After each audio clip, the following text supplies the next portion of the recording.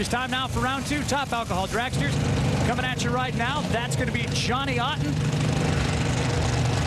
He will be set to take on Mike Austin as both drivers now head to the water box.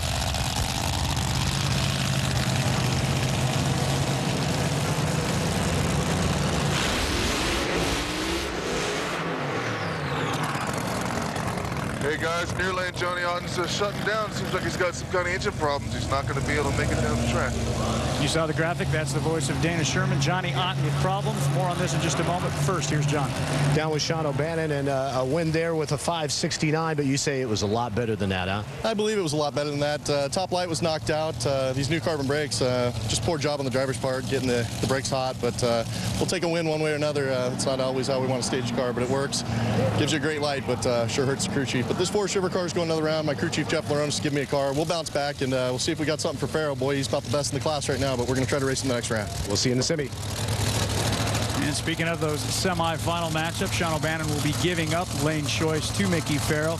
That's one half of the matchup. The other side, it will be John Bojack with his 5.57, getting lane choice over Doug Gordon. An East-West matchup. It's like going to the All-Star show, like we said, the best from all over the country. And always nice anytime during eliminations. You can get a free run down the racetrack. Patty Federlin will make sure that Mike is lining that up properly. Tough break for Johnny Ahten and his A fuel dragster. But Mike right now with a chance to test out the racetrack and the race car.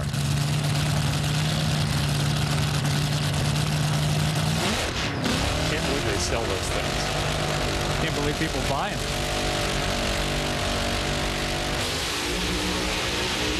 Oh, that's nice and smooth. That's going to be a good run. Indeed it is. 5.39, 262 miles an hour.